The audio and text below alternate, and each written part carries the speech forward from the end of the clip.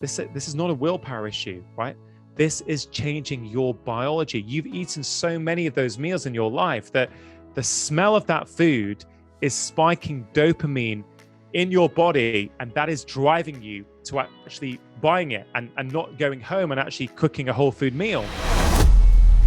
The other layer that I'd love you to chime in on is, yes, inner work is important. Yes, ultimately the most long-term thing is awareness. And there are foods, both in the wellness space, there's processed foods, and for just the regular, fast food world, consumption world, there are foods that are actually hijacking our ability to make decisions. Can you chat about the science side? So we've talked about the emotional work and the inner work side. Let's talk about the side, which is, I feel, doesn't get a lot of attention from traditional medicine when it comes to weight loss. It's sort of all calories are equal. Let's just touch on that briefly. Yeah, look, the quality of the food that we eat absolutely matters. Even it matters for our emotions. You're right, that word hijack is so key, because if we're constantly eating highly processed foods, it does change our biology. It changes the chemistry in our body, which then makes it more likely that we're going to consume more of those foods. And when we go to eating more, real food, real whole foods, we get all kinds of benefits, right? There's three big benefits to me. Number one, you feel less hungry. Number two, your body will start to manage your weight for you. And number three, you'll be less tempted to consume what I call blissy foods. Now, these blissy foods are these highly tempting foods that, are very, very hard for us to resist. And the majority of them have been engineered that way by food scientists. These specific combinations of fat, sugar, and salt together, which, spike that bliss point in the brain where we have lots of the chemical dopamine being released. And dopamine is a very, very important chemical for us to understand, because dopamine does many different things in the body. But one of the things that it does is it helps teach us to satisfy important emotions like hunger. Some people call dopamine the learning molecule. So if you, for example, when you're feeling stressed and low, consume a pastry or a muffin or a cookie, right? And you start to teach your body what's going on. Oh, when I feel down, when I feel low, I have this big hit of dopamine, I start to feel better. Now you start to, dopamine is the learning molecule. You're teaching yourself that, oh, next time I feel low, I'll also have another cookie because I know that gives me that dopamine spike.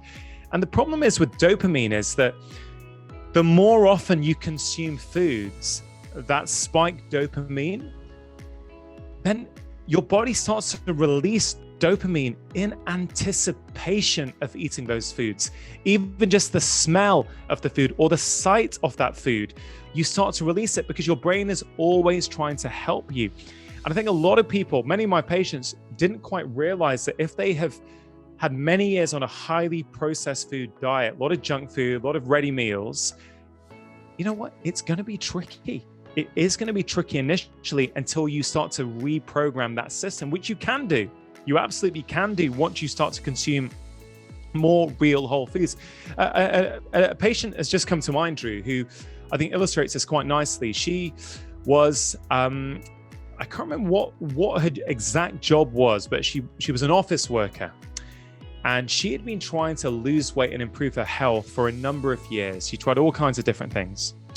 And, I was helping her. I put her on a whole food diet. She was making some changes. She was starting to feel better, but she had plateaued. And she came to see me once, and I said, "What goes on? What when are those times in the week when you really struggle?" She says, "It's really clear for me. I sometimes finish work at about 7 p.m. This is pre-pandemic, right? She finished work at 7 p.m. and she would drive home, and a drive home would take her maybe 25 minutes to drive home. There was one roundabout where she would stop at, and there would be lots of these fast food restaurants around it. And she said there was, at that roundabout, sometimes she would smell the food, and the feeling would be overwhelming for her, that she would be tired at the end of the day, stressed out, it would be late, She says, I just can't resist. I would just pull in to the drive-through, I'd order what I need, and I'd eat it. I wouldn't feel good later. I wouldn't sleep well. I felt a bit groggy the next day, but I can't help it. That's why I said, and she goes, Doc, I can't help it. I just don't have the willpower for this. And I said to her, this is not a willpower issue, right? This is changing your biology. You've eaten so many of those meals in your life that the smell of that food is spiking dopamine in your body, and that is driving you to actually buying it and not going home and actually cooking a whole food meal. And I said, look, is there another route by which you can drive home? He said, yeah, I could take a different road home, but it would just take me about 10 minutes longer. I said, look, for the next few weeks, I want you to drive home on the longer route and see what happens. And I kid you not, Dhru, it was like night and day. She came back a few weeks later. She was like, Dr. Chatterjee, it's just so easy. She doesn't have to resist anymore. She finishes work late, she comes home, and then she does what she wants to do. She cooks a whole food meal. She's taught herself a few 5 or 6 simple whole food meals that take about 15, 20 minutes to cook. And over the next few months, yes, she lost weight, but her life improved. Her energy got better. Her mood improved. Her sleep improved. And the only thing I really did for her was tell her to drive a different route home. And that's the power of these foods, or these food-like products that have been engineered. They do things to our brain. It is not people's fault. Going back to the start of this conversation, Dhru, they're not at fault. They're not to blame. The food is engineered that way. They're just responding perfectly naturally to their biology. So we can help people. And Dhru, what I really like about that story, yes, it works for her health, but it really, having explained this to many patients, they really like it, Dhru. You can see that the lights go off in their brain. They go, oh, I get it now. I understand. Oh, it's not me. Oh, it really helps change how they feel about themselves when they realize that they weren't weak and failures, that they actually were just responding to their biology.